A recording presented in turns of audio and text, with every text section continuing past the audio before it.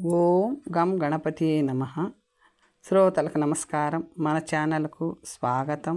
గరుడ పురాణం 12వ భాగం గృహస్థ ధర్మ నిరూపణం. యజ్ఞవల్క మహర్షి ఇంకా ఇలా ప్రవచింపసాగాడు. యతవ్రత మునులారా, విద్యాధ్యాయన సమాప్తి కాగానే బ్రహ్మచారి గురువుగారికి దక్షిణ సమర్పించి ఆయన అనుమతితో స్నానం చేసి బ్రహ్మచర్య వ్రతానికి వీడ్కోలు పలకాలి. తర్వాత తల్లిదండ్రుల అనుమతితో కానీ గురువుగారి ఆదేశానుసారం కానీ ఒక సులక్షణ అత్యంత సుందరి మనోరమ, వయసులో తనకన్నా చిన్నది, ఆరోగ భ్రాతృమతి, భిన్న ప్రవర గోత్రీకురాలు నగు కన్యను వివాహం చేసుకోవాలి. ఈ సందర్భంలో యజ్ఞవల్క మహర్షి సపిండ ఎవరో కూడా వివరించాడు. తల్లితో మొదలుపెట్టి ఆమె తండ్రి, తాత, ముత్తాత అలా లెక్క పెడుతూ పోయి 7వ తరం దాకా ఉండిన వారందరినీ సపింజులుగా భావించాలి. ఈ మధ్యలో వరుణి వంశంలో ఎక్కడ కలిసినా ఆమె సపిండ్యయే అవుతుంది. ఎక్కడా కలవనిదే అనపిండ కాగలదు. అనపిండనే పెళ్లి చేసుకోవాలి. అలాగే ఆమె మాతృవంశంలోనూ పితృవంశంలోనూ 5 తరాల దాకా విచారించి సదాచార అధ్యయన పుత్ర పౌత్ర సమృద్ధి దృష్టిలో పెట్టుకొని వారి ఖ్యాతిని చూడాలి, కానీ ధనాన్ని బట్టి కాదు. ఇటువంటి కన్యను కళ్యాణం ఆడదలుచుకునే వరుడు కూడా సమాన వర్ణుడు, ఆమెకి తగినవాడునై ఉండాలి. వర్ణ సంకరం పనికిరాదు. ఏ వర్ణం వారు ఆ వర్ణం వారిని పెళ్లి చేసుకోవాలి. కొంతమంది విద్వాంసులు అగ్రవర్ణులు శూద్రకన్యలను పెళ్లి చేసుకోవచ్చని వచిస్తారు, కానీ నేను దానిని అంగీకరించను. ఎందుకంటే ఆత్మా వైజాయతే పుత్ర అని అంగదాక్షం వలె అంత జ్ఞానం సంపాదించకుండానే గౌరవాదరాలు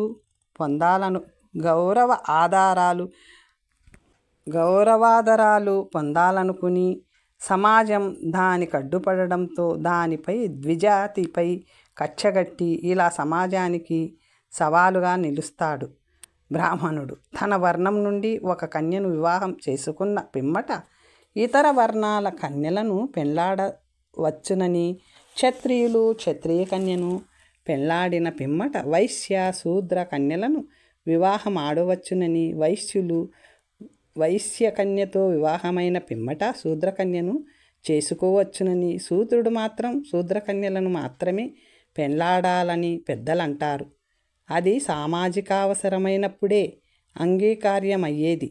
కన్యకి కనీసం ఒక అన్నదమ్ముడైనా ఉండాలి, అంతేకాని పుత్రికాధర్మం గల కన్య ప్రశస్తం కాదు.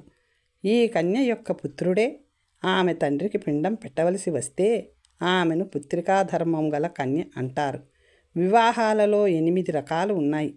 అవి బ్రాహ్మణ, దైవ, ఆర్ష, ప్రాజాపూపత్య, అసుర, గాంధర్వ, రాక్షస, పైశాచ విధాలు. ఉత్తమ వంశానికి చెందిన మంచి శీల స్వభావాలున్న వరుని మామయే స్వయంగా తన ఇంటికి పిలిచి అలంకరించి పూజించి కన్యాదానం చేయడం బ్రాహ్మ వివాహం. యజ్ఞం చేస్తూ ఋత్విజుని అలంకృతిని చేసి పూజించి కన్యనివ్వడం దైవ వివాహం. వరుని నుండి ధర్మార్థంగా 1-2 జతల ఆవులను ఎద్దులను స్వీకరించి శాస్త్రోక్తంగా పిల్లనిచ్చి పెళ్లి చేయడం ఆర్ష వివాహం. వధూవరులను ఒకచోట చేర్చి వీరిద్దరూ కలిసి గృహస్థ ధర్మాన్ని నిర్వర్తించండి అని చెప్పి పూజ చేసి కన్యను దానం చేయడం ప్రాజాపత్యం. కన్యకు ఆమె తండ్రికి అతని బంధువులకు యథాశక్తి ధనాదులనిచ్చి స్వచ్ఛందంగా వరుడే కన్యను గ్రహించడం అసుర వివాహం. కన్య బ్రహ్మచారి పరస్పరం ఇచ్ఛాపూర్వకంగా తమకు తామే చేసుకునేది గాంధర్వం. కన్యను అపహరించి కొనిపోయి వరుడు తన స్వగృహంలో శాస్త్రోక్తంగా చేసుకునేది రాక్షస వివాహం. అన్నిటికన్నా అధమమైనది నిద్రిస్తున్న కామం పట్టిన లేదా పతిలేని కన్యను ఎవరు చూడకుండా పట్టుకుపోయి వరుడే చేసుకునేది. దీనికి పైశాచిక వివాహమని పేరు. మొదటి 4 రకాల వివాహాలు బ్రాహ్మణ వర్ణంలోనూ, తరువాతి 2 విధాల పెళ్ళిళ్ళు క్షత్రియ వర్ణంలోనూ తరచుగా అవలంబింపబడుతూ ఉంటాయి. సవర్ణ వివాహాలలో గృహ్య సూత్రానుసారం కన్య వరుని పాణిగ్రహణం చేయాలి. కృతత్రేతా ద్వాపర యుగాల్లో క్షత్రియ కన్య బ్రాహ్మణ వరుణిని కానీ, వైశ్యవరుడు శూద్ర కన్యను కానీ ఇదివరకే చెప్పినట్టు వివాహం చేసుకోవడం ఆచారంగా కొన్ని చోట్ల ప్రత్యేక సందర్భాలలో జరిగేది. కలియుగంలో ఈ పద్ధతి ఎక్కడా ఎటువంటి సందర్భాల్లోనూ లేదు. వర్ణ సంకరం జరగరాదు.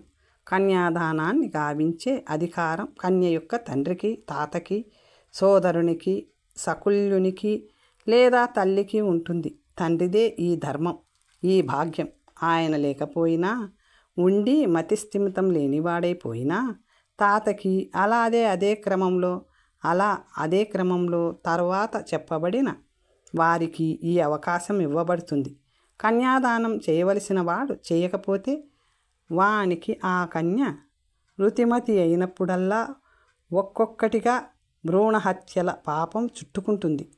కన్యాదాతలు లేనప్పుడు కన్యయే తనను తాను దానం చేసుకునే వెసులుబాటు కూడా అంగీకార్యమే.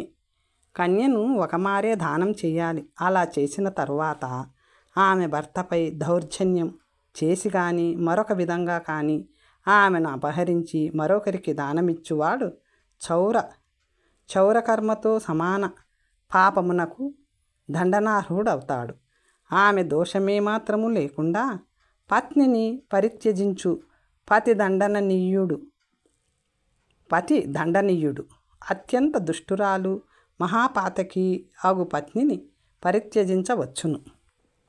ఒక కన్యను ఒక వరునికిచ్చుటకు వాగ్దానం చేయబడిన పిమ్మట వివాహానికి ముందే వరుడు మరణిస్తే ఆమెను జీవితాంతం వితంతువుగా గొడ్రాలిగా నుంచి వేయుట ధర్మం కాదు.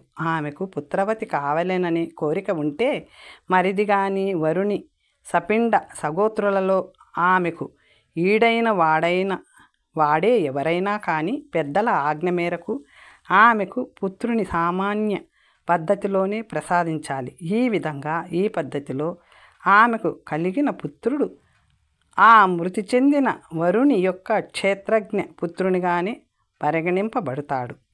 వివాహిత స్త్రీ వ్యభిచారానికి అలవాటు పడిపోతే ఆమెను మంచి దారిలో పెట్టడానికి ఆమె పతి, అతని బంధువులు శాయశక్తులా ప్రయత్నించాలి. చివరి ప్రయత్నంగా ఆమె అసహ్యక జీవనంపై ఆమెకే వైరాగ్యం కలిగేలాగా ఆమెను ఇంటిలోనే ఉంచి గృహిణిగా ఆమెకు గల అధికారాలన్నిటినీ తొలగించాలి. అలంకరించుకోనియ్యకుండా మలినంగానే ఉంచాలి. ఏదో ప్రాణరక్షణకు సరిపడునంతగానే తిండి పెట్టి కటిక నేలపై పడుకోబెట్టాలి. స్త్రీకి వివాహానికి పూర్వమే చంద్రుడు శుచిని, గంధర్వులు సౌందర్యాన్ని, మధురవాణిని అగ్నిదేవుడు అన్ని రకాల పవిత్రతని ప్రసాదిస్తారు. కాబట్టి ఈ దేవతలకు పూజలందే భారతదేశం వంటి దేశంలో స్వభావ సిద్ధంగా స్త్రీలందరూ పవిత్రులే అయి ఉంటారు. అయినా కూడా పూర్వకర్మల వల్లే తేడాలు రావచ్చు. అందుచే స్త్రీకి దోషమంటదని నిశ్చయానికి రావడం సరికాదు. ఒక స్త్రీ తన పతి కాని వానిని మనసులో వాంఛిస్తే అది ఒక రకమైన వ్యభిచారమే అవుతుంది. అలాగే పరపురుషునితో సంపర్కాన్ని సంకల్పించిన వ్యభిచారమే కాగలదు. ఈ మానసిక వ్యభిచార దోషము ఆమె ఋతుకాలిక రజోదర్శనం కాగానే పోతుంది. కానీ మరలా అటువంటి ఆలోచనలు చేయరాదు. నిజంగానే పరపురుషునితో సంగమించిన, తద్వారా గర్భధారణ చేసిన ఆ స్త్రీని పరిత్యజించవలెను. ఇలాగే గర్భవధ, పతివధ, బ్రహ్మహత్య, శిష్యులతో సంగమం వంటి పనులలో ఏది చేసినా ఆమెను మహాపాతికిగా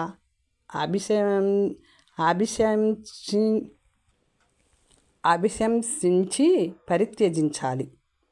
మదిరాపానం చేసేది దీర్ఘరోగిణి, శాశ్వత ద్వేషి, వ్యంద, అర్ధనాశిని, అప్రియవాదిని,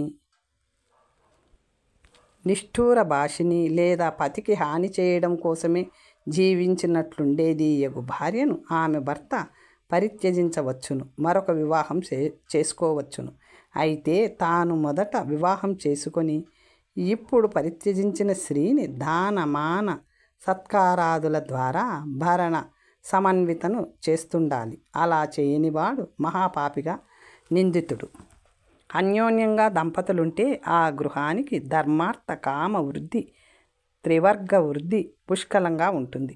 భర్త పోయిన పిమ్మట ఇంకొక పురుషుని ఆశ్రయించకుండా అతని జ్ఞాపకాల బలిమితోనే జీవించే స్త్రీని ఎట్టి విపత్కర పరిస్థితులు ఎదురైనా భర్తను వదిలిపోకుండా ఉండే స్త్రీని లోకం నెత్తిన పెట్టుకొని పూజిస్తుంది. ఈ లోకంలో యశంతో పాటు ఈ పాతివ్రత్య మహిమ వల్ల పరలోకంలో పార్వతీదేవి సాహచర్యం చేసే భాగ్యం అబ్బుతుంది. భార్యను పరిత్యజించిన వాడామె సుఖంగా ప్రసన్నంగా బతికేలా చూసుకోవాలి. తన సంపత్తిలో 3వ వంతు ఆమెకు ఇచ్చివేయాలి. స్త్రీకి తన భర్త యొక్క ఆజ్ఞను పాలించుటయే పరమధర్మం. స్త్రీకి ఋతువు లేదా రజోదర్శనమైన తొలి దినం నుండి 16వ రాత్రి వరకు సంతాన ప్రాప్తికి అవకాశం ఉంటుంది.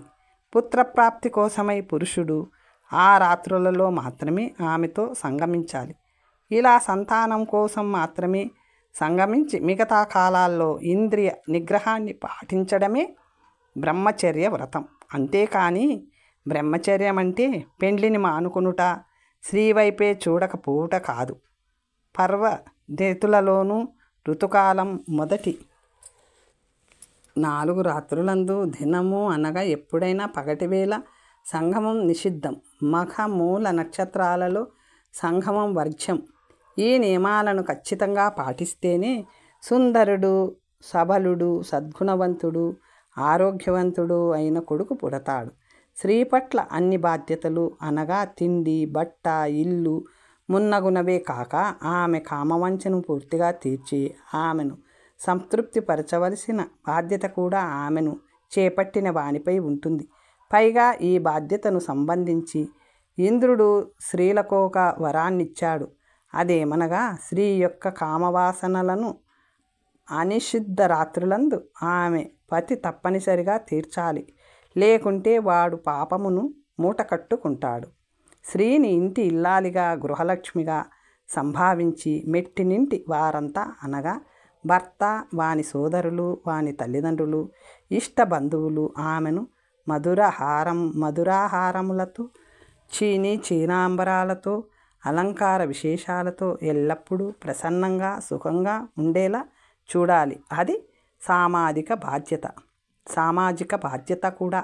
స్త్రీకి గల బాధ్యతలు బాగా ఎక్కువ. ముఖ్యంగా పురుషునితో స్త్రీ యొక్క ప్రవర్తన ఎంతో బాధ్యతాయుతంగా ఉండాలి. పుత్ర సంతానమైన, స్వర్గప్రాప్తి అయిన స్త్రీకి భర్తకు తనపై గల ప్రేమ ఆధారంగానే సంక్రమిస్తాయి. కాబట్టి ప్రతి ఆడది తన పతి ఆరాధన ఫలితంగా, స్నేహఫలంగా పతి ప్రేమను పొందాలి. సాధారణ స్త్రీకి శాస్త్రాలను కానీ గ్రంథాలను కానీ పఠించే అర్హత లేదు. కానీ భర్త ద్వారా వాటన్నిటినీ ఆమె వినవచ్చును. విధి నిషేధపూర్వకంగా భర్త చెప్పే ధర్మాచరణను శాంతం చేయడం ద్వారా మోక్ష ప్రాప్తి అందవచ్చును. భర్త అనంతరం కొడుకే ఆమెకు ధర్మశాస్త్ర గురువు కాగలడు. గృహస్థ ధర్మానికి మూలం పతివ్రతయగు గృహిణి. ఆమె పతి చిత్తవృత్తిని కులంకషంగా తెలుసుకొని ఉండాలి. అతడెప్పుడేది కోరుకుంటే దానిని అప్పటికి అతడు అడగకుండానే అమర్చి పెట్టాలి. సర్వకాల సర్వావస్థలలోనూ అతని మేలునే కోరుతూ తన ప్రతి పని ఆ ఆశయం వైపే మళ్ళేలా చెయ్యాలి. భర్త యొక్క తల్లిదండ్రులను, అక్క చెల్లెళ్లను, అన్నను, పినతండ్రిని, గురువుని, వృద్ధ స్త్రీలను గౌరవించడం, ఆదరించడం పత్ని యొక్క ధర్మం. తనకన్నా చిన్నవాడైన భర్త వర్గీయులతో స్నేహంగా ఉంటూనే ఇంటి పనులు చేయించుకోవాలి, లేకుంటే సోమరులు అవుతారు. పతి యొక్క బంధువుల మధ్యలో తాము కూర్చుని ఉన్నప్పుడు ఆమె యొక్క మాటలు చేతలు అన్నీ అతనికి అనుకూలంగానే సాగాలి. ఈ సంగతి అందరికీ తెలియాలి. ఈ శీలమే ప్రశస్తమని జనశ్రుతి. ఇంటి కోడలు తనకు వరసైన పురుషులతో ఆశలాడకూడదు. పరపురుషునితో ఏకాంతంగా అసలు ఉండనే కూడదు. పరపురుషుల చేతిలో ఏ వస్తువును ఉంచకూడదు. వారి చేతి నుండి తన చేతితో అందుకొనరాదు. భర్త అక్కడే ఉన్నా కూడా పరపురుషుల మధ్య కూర్చొనరాదు. ఇంటిలోని సామాగ్రి అంతా ఆమె ఆధీనంలోనే ఉంటుంది. దానిని అనవసరంగా ఖర్చు చేయకూడదు. అవసరానికి తగినంతగా వాడుతుండాలి. కార్యకుశల ప్రసన్న మితవ్యయి అయి ఉండి రోజులో ఒక్కసారైనా అత్తమామలకు పాదాభివందనం చేసే స్త్రీని భర్త ప్రేమిస్తాడు, సమాజం గౌరవిస్తుంది. ప్రోషిత పతికగానున్నప్పుడు అనగా తన భర్త పరదేశానికి వెళ్ళినప్పుడు తన సవీజనంతో ఆనందంగా ఆటలాడడం, పొరుగు వారిళ్లలో కూర్చొని వాగడం, అతిగా అలంకరించుకోవడం, ఉత్సవాలలో పాల్గొనడం, హాస్యాలు పరిహాసాలు వంటివి చేయరాదు. ఇల్లాలి మనుగడ పతితోనే. వీలైనంత వరకు ఆమె గడపవలసిన సమయము అతనితోనే. ఆమె అధికారాలు పరిమితమే అయినా గృహస్థ ధర్మానికి తద్వారా సమాజానికి ఆమె అవసరం అపరిమితం. అందుకే సదాచారిణి అయిన స్త్రీ మరణించినప్పుడు అగ్నిహోత్రంలోని అగ్నితో ఆమె దహన సంస్కారాలు చేస్తారు. పతిహితైషిణి అయిన పత్నికి ఈ లోకంలో కీర్తి సన్మానాలు, పరలోకంలో స్వర్గము సంప్రాప్తిస్తాయి. వర్ణసంకర జాతుల ప్రారుద్భావం. గృహస్థ ధర్మం, వర్ణధర్మం 37 ప్రకారాల అనధ్యాయం. బ్రాహ్మణ పురుషుడు క్షత్రియ కన్యను పెళ్లాడి ఆమెకు కనిన పుత్రునితో మూర్ధావసిక్త అనే సంకరజాతి ప్రారంభమైంది. అలాగే బ్రాహ్మణ వైశ్య సంకరంలో అంబష్ట, బ్రాహ్మణ శూద్ర సంకరంలో పారసవనిషద జాతులు పుట్టుకొచ్చాయి. దీనిని అనులోమ సంకరం అన్నారు. సంకరం వల్ల చెడిన వర్ణం మరలా పాత దశకు రావాలంటే 6 తరాలు పడుతుంది. అంటే బ్రాహ్మణునికి శూద్రునికి పుట్టిన సంతానాన్ని నిషాదులన్నాము కదా. ఆ నిషాదునికి ఒక కూతురు పుట్టి దానికి ఒక బ్రాహ్మణుడు పెండ్లాడి వారికి ఒక కూతురు పుట్టి దానిని బ్రాహ్మణుడే మనువాడి అలా నిషాద బ్రాహ్మణ వివాహం 6 తరాల పాటు కొనసాగితే 7వ తరం నిషాదునికి కూతురు పుట్టి ఆమెను కూడా బ్రాహ్మణుడే పెళ్లి చేసుకుంటే అప్పుడు వారికి పుట్టిన పిల్లలు 7వ తరం వారు అవుతారు కదా. వారికి శుద్ధ బ్రాహ్మణ వర్ణాన్ని శాస్త్రాలు ప్రసాదిస్తున్నాయి. అలాగే బ్రాహ్మణ వైశ్య సంకరమైన అంబష్ట జాతిలో 5వ తరానికి పుట్టిన వారు అనగా 6వ తరం వారు శుద్ధ బ్రాహ్మణులు అవుతారు. అలాగే మూర్ధావసిక్త జాతిలో 5వ తరం వారు శుద్ధ బ్రాహ్మణులు అవుతారు. అదేవిధంగా ఉగ్ర మహిష్య జాతులలోనూ 6వ తరాలలో శుద్ధ క్షత్రియులు ఉద్భవిస్తారు. అదేవిధంగా కరుణానామక సంకర జాతిలో 6వ తరంలో శుద్ధ వైశ్యులు ఉద్భవిస్తారు. అనగా సంకరదోషం పితృవర్ణ బీజం 6-7 తరాల పాటు అనుస్యూతంగా ప్రవహిస్తే గాని కడుక్కుపోదు. వర్ణసంకరం అంటే వివాహ విషయంలో మాత్రమే చేయబడేది కాదు, వృత్తి విషయంలో కూడా జరుగుతుంది. యజాన అధ్యయన అధ్యాపనాలను చేయవలసిన బ్రాహ్మణుడు పరిస్థితుల ప్రభావం వల్ల ఆ వృత్తి ద్వారా జీవించలేక బతుకు గడవక క్షత్రియ వైశ్య లేదా శూద్ర వృత్తిని అవలంబించవచ్చు. ఇలా ఏ వర్ణం వారు మరొక వర్ణం పనిని చేసినా అది కర్మ వ్యత్యయం అవుతుంది. అది వర్ణసంకరం వంటిదే. అయితే పరిస్థితులు మెరుగు పడగానే ఎవరి అసలు పనిలోకి వాళ్ళు వెళ్లకుండా తమ వర్ణం కన్నా హీన వర్ణానికి చెందిన కర్మను నిర్వహిస్తూ ఉండిపోతే వారు వర్ణశంకరులుగానే పరిగణించబడతారు. వారు క్రమంగా 7వ, 6వ, 5వ తరాల దాకా ఆ హీన వృత్తిలో ఉండిపోవలసినదే. ఇక సంకరజాతులను 3 రకాలుగా విభజించవచ్చు. అవి సంకర, సంకీర్ణ, సంకర వర్ణ, సంకీర్ణ, సంకర విభాగాలు. అనులోమజులు, ప్రతిలోమజులు అనగా నిధి వరకు చెప్పబడిన మూర్ధవ సిక్త నుండి అవయోగ జాతి దాకా గల 12 రకాల వారు సంకరజాతి విభాగానికి చెందినవారు. ఈ సంకరజాతిలో మరలా సంకరం జరుగగా పుట్టినవారు అనగా మహిష్య, కరణ సంయోగం వల్ల పుట్టిన రథకార జాతి వంటి వారు సంకీర్ణ సంకరజాతి వారవుతారు. మరింత లోతైన సంకరం జరిగిన చోట వర్ణ సంకర జాతి వారు పుడతారు. ఉదాహరణకి మూర్ధావసిక్త స్త్రీకి క్షత్రియ, వైశ్య లేదా శూద్ర పురుషుని ద్వారా పుట్టినవారు, అంబష్ట స్త్రీకి వైశ్య లేదా శూద్ర పురుషుని ద్వారా కలిగినవారు, అలాగే పారశవ, నిషాద స్త్రీకి శూద్రుడు కన్న పిల్లలు ఈ జాతిలోకి వస్తారు. వీరిని అధర ప్రతిలోమజులు అంటారు. ఇటువంటి సంకరజాతి స్త్రీలకే బ్రాహ్మణ బీజం ద్వారా కలిగిన వారు. మహిష్య ఉగ్రజాత్యాది స్త్రీలకు బ్రాహ్మణ లేదా క్షత్రియ పురుషుని ద్వారా పుట్టినవారు. కరణజాతి స్త్రీ యందు అగ్రవర్ణుని ద్వారా కలిగిన వారు. ఇటువంటి వారిని ఉత్తర ప్రతిలోమజులు అంటారు. వీరిని అధర, అసత్, ఉత్తర అసత్ వర్ణ సంకీర్ణ జాతుల వారని వ్యవహరిస్తారు. ఇక గృహస్థ ధర్మాన్ని గురించి మాట్లాడుకుందాం. గృహస్థు ప్రతిదినము స్మార్తకర్మ, వైశ్వాదేవాది అగ్ని కార్యాలు సంపన్నం చేయాలి. దీనికి వివాహాగ్నిని కానీ సంపద్విభాగ సమయంలో స్వయంగా తానే తెచ్చుకున్న సుసంస్కృతమైన అగ్నిని కానీ ఆరాధించాలి. శ్రౌత కర్మానుష్ఠానానికి అగ్నిహోత్రం, వైతానాగ్ని,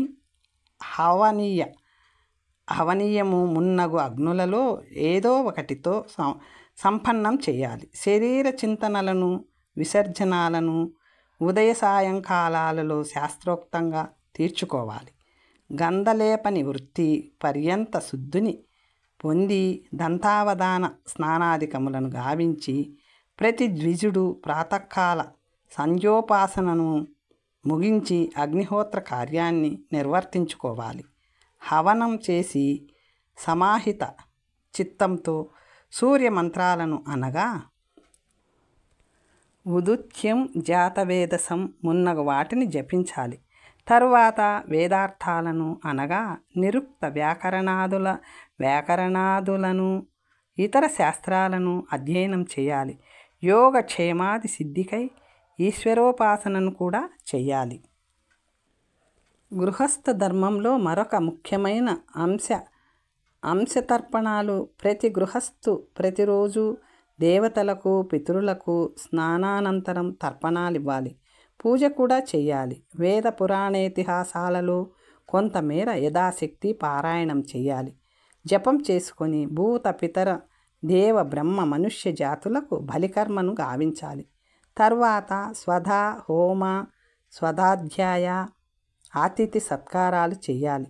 దేవతలను ఉద్దేశించి అగ్నిలో హవనాలిచ్చి కుక్కలు, చండాలురు, కాకులు మున్నగు ప్రాణులకై వండిన అన్నాన్ని భూమిపై వేయాలి.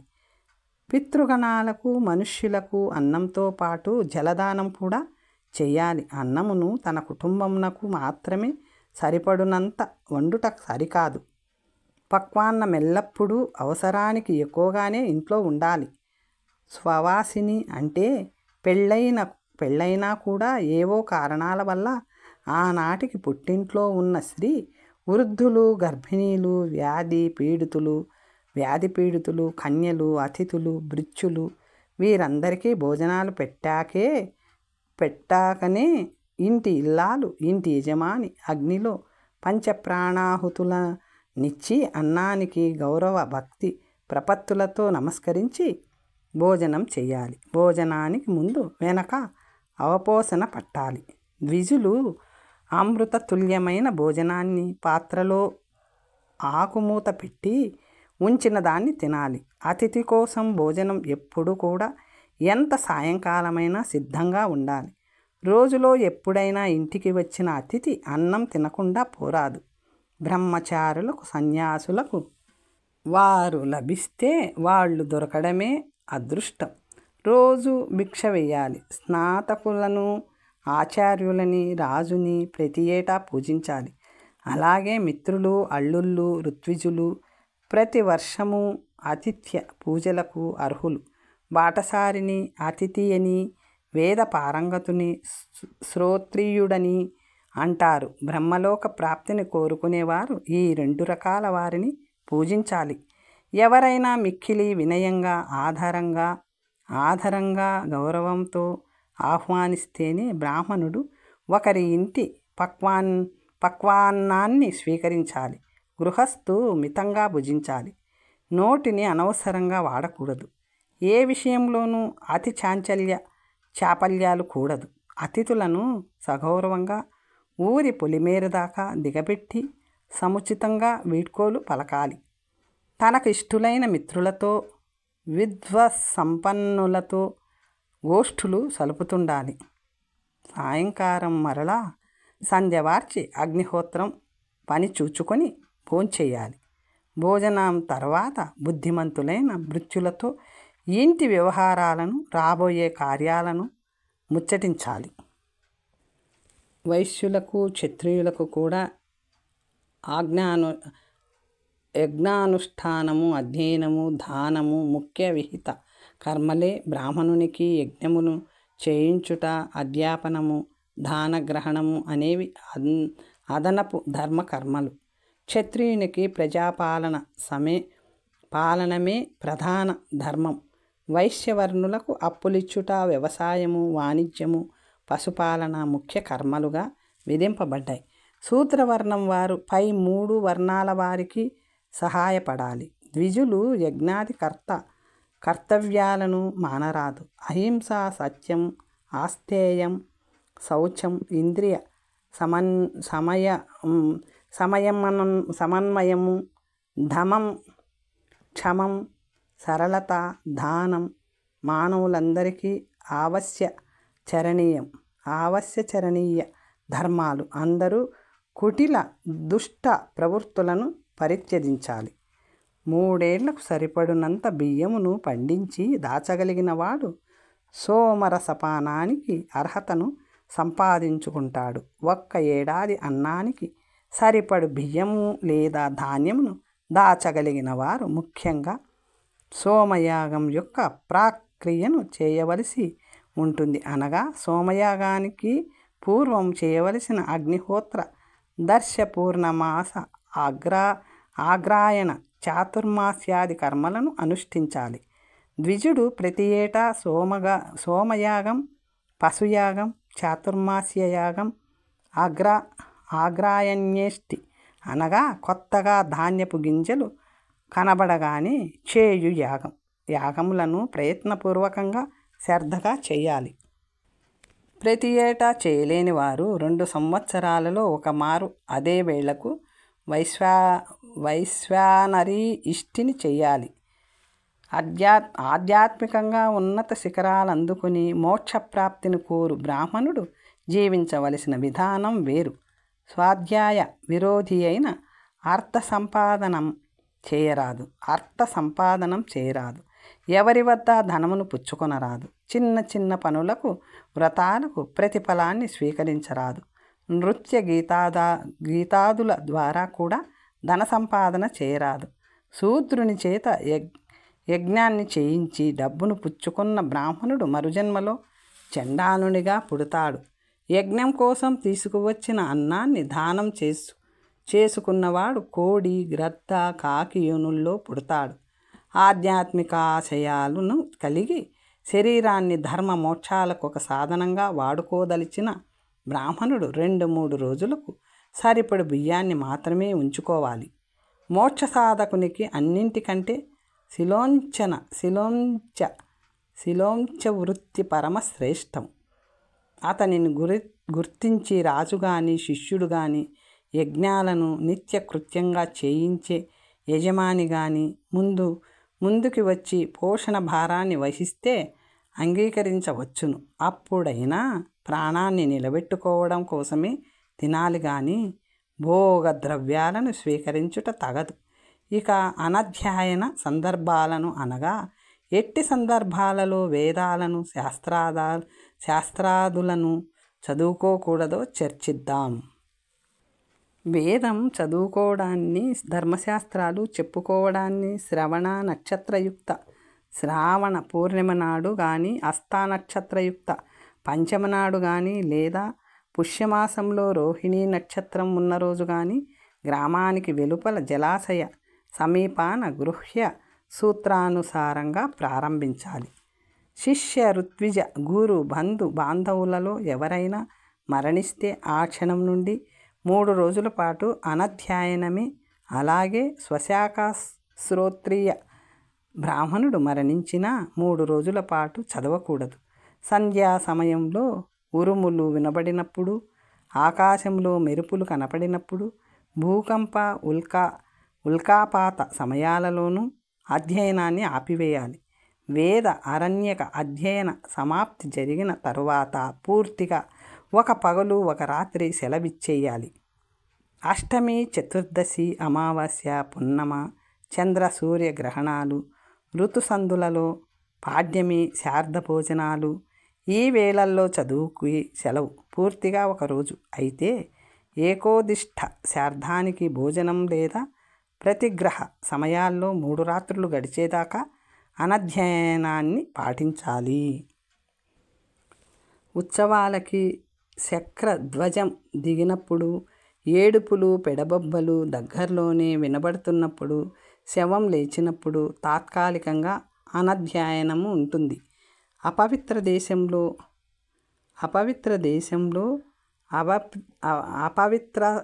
అపవిత్రావస్థలో మాటిమాటికి నింగి మెరుస్తుంటేను, మధ్యాహ్నం 12 గంటల లోపల పలుమార్లు ఉరుములు వినబడినప్పుడు, జలమధ్యంలో అర్ధరాత్రి వేదశాస్త్రాలను చదవరాదు.